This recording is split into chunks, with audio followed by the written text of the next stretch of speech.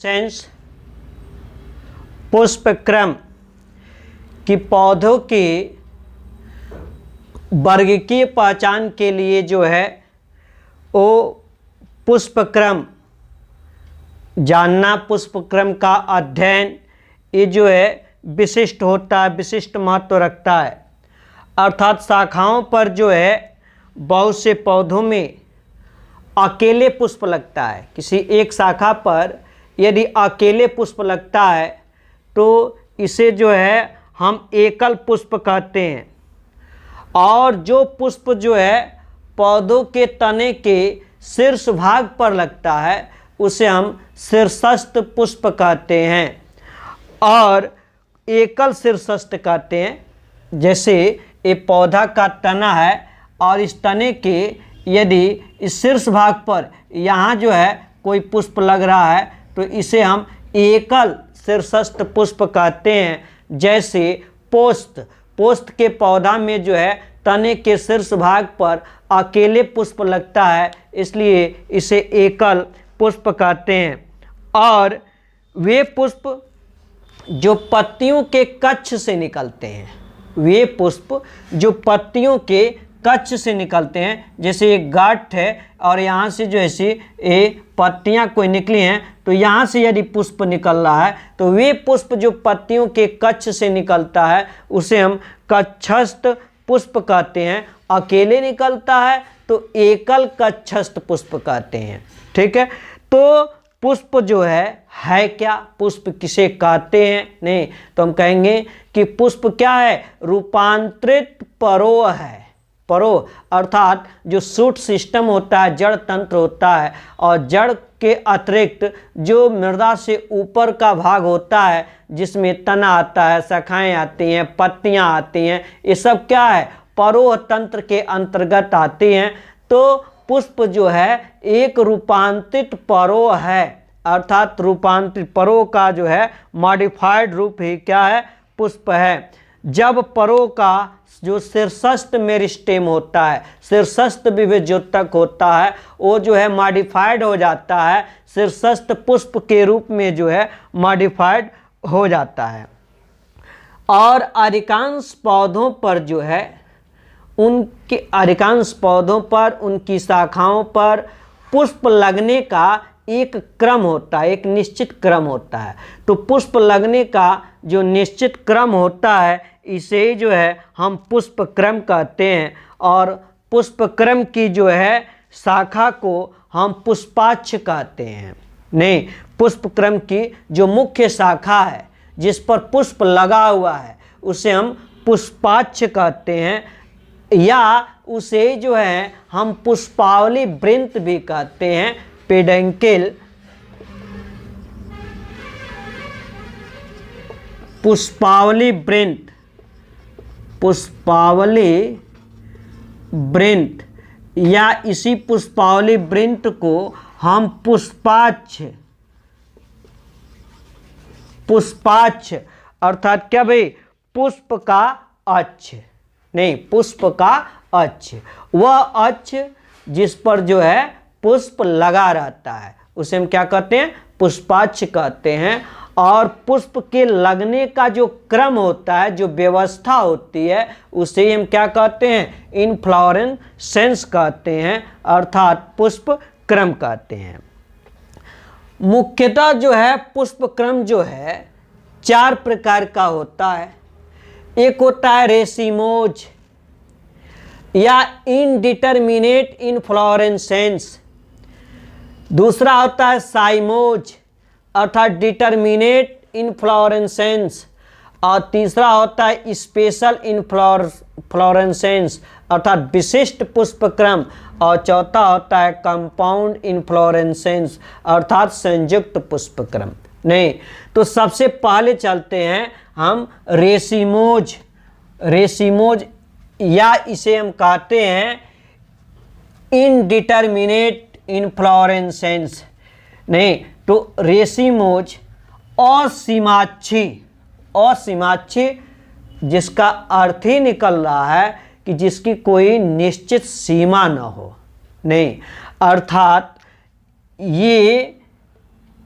यदि किसी पौधे का तना है, नहीं, और इस तने के शीर्ष भाग पर जो है ये यदि बड कली है, बड कली है, और जब ये कली जो है ये पुष्प के रूप में परिवर्तित नहीं होती है तो क्या होता है, तब जो है ये तना जो है वृद्धि करता जाता है, इसका जो पुष्पाक्ष होता है वृद्धि करता जाता है और इसकी कोई सीमा नहीं होती है। और इस प्रकार के तने पर जो है जो नीचे पुष्प लगा हुआ है, तने पर जो नीचे पुष्प होगा वो जो है पुराना पुष्प होगा, बड़ा पुष्प होगा।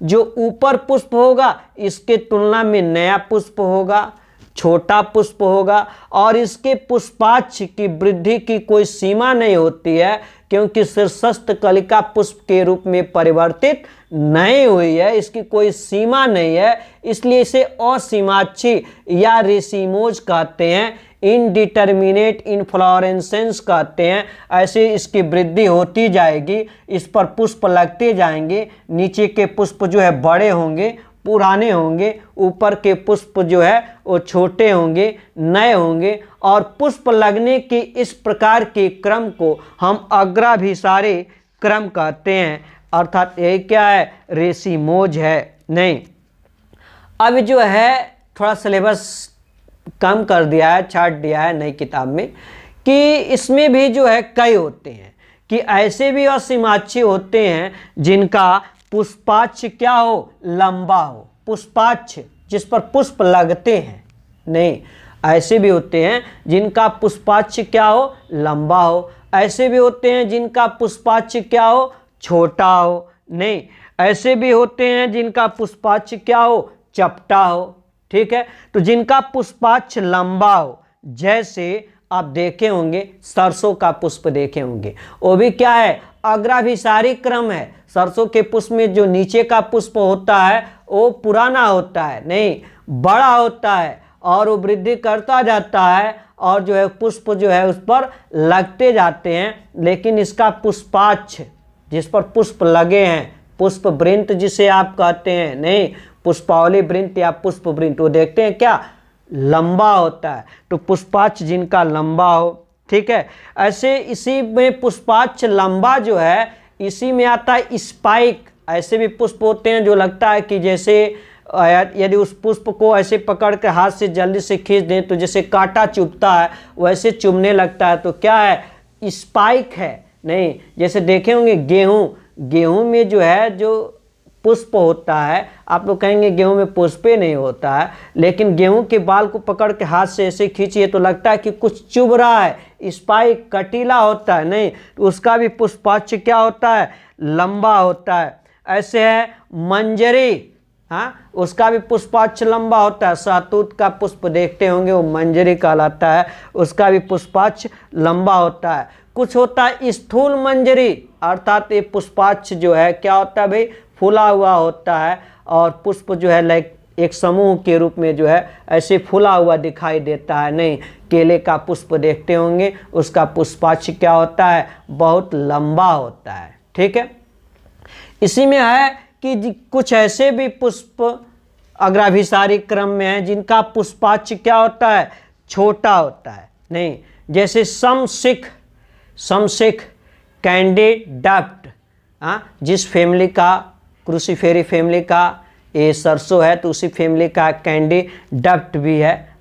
समशिख, नहीं, समशिख में तो भाई धनिया की पत्ती भी आ जाती है जिसका शिखर क्या हो, समान हो। जैसे कैंडिडप्ट में ये पुष्पाक्ष है, ऐसे पुष्पाक्ष है तो यहाँ ये पुष्प है, यहाँ से जो निकला ये पुष्पाक्ष है तो ये पुष्प है। ऐसे ये पुष्पाक्ष है, यहाँ से निकलेगा ये पुष्पाक्ष है, ऐसे ये। तो देखिए यहाँ से जो पुष्पाक्ष और ये तीन पुष्पाक्ष, तीनों बड़े हैं। इसके ऊपर वाले गांठ से जो निकल रहा है इसका पुष्पाक्ष इस नीचे से पुष्पाक्ष की अपेक्षा क्या छोटा है, तो ये जो शिखर भाग है ये समान दिखाई देगा। नहीं, तो ये क्या है, समशिख है। ऐसे है कुछ का पुष्पाक्ष चपटा होता है, जिस पर पुष्प लगे होते हैं वो चपटा होता है। नहीं, जैसे सूरजमुखी का पुष्प देखे होंगे उसका पुष्पाक्ष जो है क्या होता है, चपटा होता है। फिर जो है जो दूसरा है वह है साइमोज, मतलब क्या, डिटर्मिनेट, अर्थात जिस शाखा पर, जिसके शीर्ष भाग पर, यदि किसी शाखा के शीर्ष भाग की कलिका पुष्प के रूप में परिवर्तित हो जाती है तो उस पुष्पाक्ष की लंबाई में वृद्धि रुक जाती है, अर्थात उसकी सीमा वहीं समाप्त हो जाती है। तो ऐसे पुष्पक्रम को जो है स्वसीमाक्षी पुष्पक्रम कहते हैं। ठीक है, तो दूसरा होता है साइमोज, स्वसीमाक्षी पुष्पक्रम, अर्थात जिनके शीर्ष की कलिका जो है पुष्प के रूप में परिवर्तित हो जाती है और वहीं पर जो है उस पुष्पावली वृंत की लंबाई बढ़ना रुक जाती है और फिर नीचे से दूसरी शाखाएं निकल जाती हैं, तो इसे हम कहते हैं स्वसीमाक्षी पुष्पक्रम। और नीचे निकलने वाली पार्श्व शाखाओं पर जो अग्रिम भाग पर जो है पुष्प जो है दिखाई देता है। और इस प्रकार के जो है जो ऊपर और अंदर पुष्प होंगे, अब जो ऊपर होंगे पुष्प नहीं, जैसे है और यहाँ की जो कलिका है ये जो है पुष्प के रूप में परिवर्तित हो गई, तो अब यहाँ से शाखाएं निकलेंगे, इससे पुष्प होंगे। तो जो ऊपर पुष्प होंगे वो नए होंगे और बड़े होंगे, जो नीचे पुष्प होंगे वो जो है छोटे होंगे और जो ऊपर पुष्प होंगे वो क्या होंगे, पुराने होंगे और बड़े होंगे, नहीं होंगे, पुराने होंगे और बड़े होंगे। जो नीचे पुष्प होंगे ये जो है नए होंगे और छोटे होंगे। और इस प्रकार के पुष्प क्रम को तलाभिसारी क्रम कहते हैं। तलाभिसारी कि ऊपर का पुष्प जो है पुराना है, बड़ा है, नीचे का पुष्प जो है नया है, छोटा है, नहीं, इसके पुष्पावली वृंत की लंबाई निश्चित है। जब शीर्ष कलिका पुष्प में परिवर्तित हो जाता है तो वहीं जो है उसकी लंबाई में वृद्धि, पुष्पावली वृंत की लंबाई में वृद्धि रुक जाती है।